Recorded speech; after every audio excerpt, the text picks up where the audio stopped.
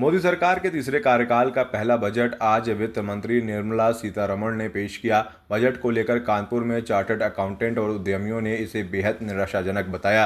Expert ने बताया कि इस बजट में टैक्स में कोई बड़ी राहत नहीं मिली है। किसान, युवाओं, महिलाओं के लिए कई घोषणाएं की गई हैं, लेकिन उनका लाभ लोगों को डायरेक्ट रूप से मिले तो कुछ राहत मिल सकती थी। बता दें कि डायरेक्ट टैक्सेस में कोई बड़ा बेनिफिट नहीं दिया गया है।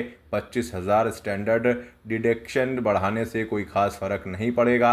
शेयर मार्केट में पैसा निवेश करने वालों पर भी टैक्स बढ़ा दिया गया है। तो वहीं मिडिल इनकम सैलरी वालों को बहुत अपेक्षाएं थी, लेकिन उन्हें कुछ खास फर्क नहीं पड़ेगा। शेयर मार्केट तेजी से गिरा, इससे तेजी से नुकसान बढ़ेगा। एनर्जी सेक्टर को बहुत कुछ मिला है, हो सकता है कि वो मार्केट बूस्ट करेगा।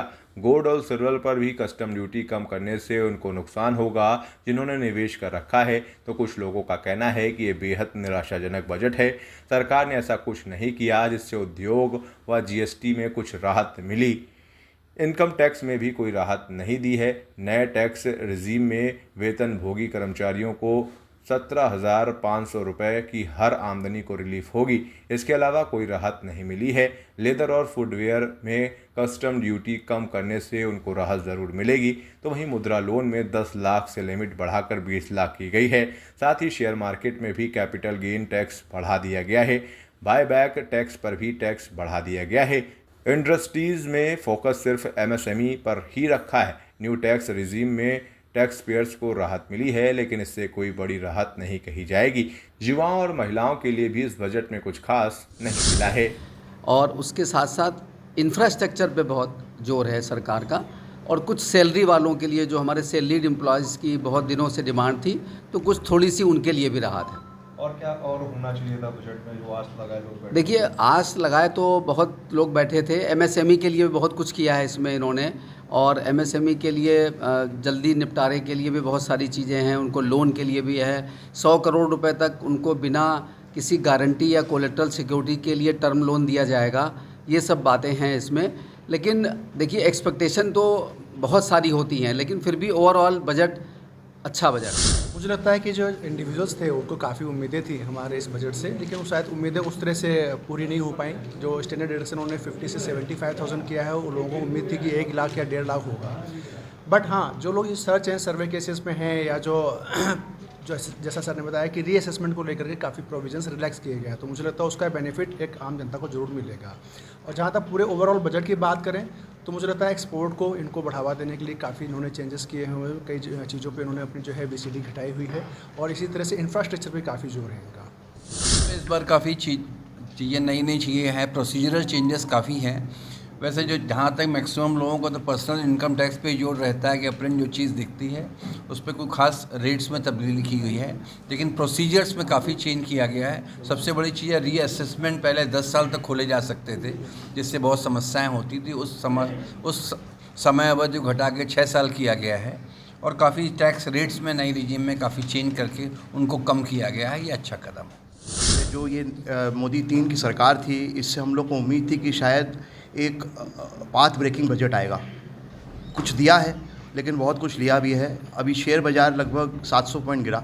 उसका मुख्य कारण जो इस बजट में आया है डायरेक्ट टैक्सेस में, कि कैपिटल गेन टैक्स जो है उसके ऊपर इन्होंने बढ़ोतरी करी है, और शॉर्ट टर्म कैपिटल गेन में भी जो रैशनलाइजेशन के नाम पे बात करी है, वो टैक्स स्ट्रक्चर पे होता था। अगर आपको 10% में तो आप 20% देंगे, 30 में तब भी आप 20 देंगे। क्योंकि अभी आरबीआई और सेबी दोनों ने कहा कि फ्यूचर एंड ऑप्शन जो सट्टा हो रहा है मार्केट के अंदर, डिपॉजिट्स कम हो रहे हैं, तो उसको उन्होंने हतोत्साहित करने के लिए जो रेट्स डाले हैं, एसटीटी रेट्स को उन्होंने बढ़ाया है कि फ्यूचर एंड ऑप्शंस को थोड़ा सा डिस्करेज करा जाए। वो अच्छा कदम है, लेकिन शेयर मार्केट के ऊपर उसका नेगेटिव इम्पैक्ट पड़ता है, नंबर 1। और नंबर 2, जो प्राइमरी थीम है इस बजट की, इसको उन्होंने 9 चीज़ों पर केंद्रित किया है। वो मैं डिटेल में नहीं बताऊँगा, बट प्राइमरी फोकस है हो, अब उसको कैसे अचीव किया जाता है। और एक चीज़ और इम्पॉर्टेंट है, आंध्र प्रदेश और चंद्रबाबू नायडू जी और नीतीश कुमार जी बिहार में इस बार जो विशेष राज्य का दर्जा देने की बात हुई, वो तो, लेकिन 15,000 करोड़ की स्पेशल ग्रांट दी गई है for establishment of the state capital, एक चीज़। और इसके अलावा बिहार को भी गए थे, उसके लिए ग्रांट्स हैं और भी कुछ प्रोडक्ट्स के लिए दी गई। कुल मिलाकर एक एवरेज बजट है, it could have been much better. जैसे देखिए क्या है कि दो चीज़ें थी, ये मोदी 3 सरकार का पहला बजट है।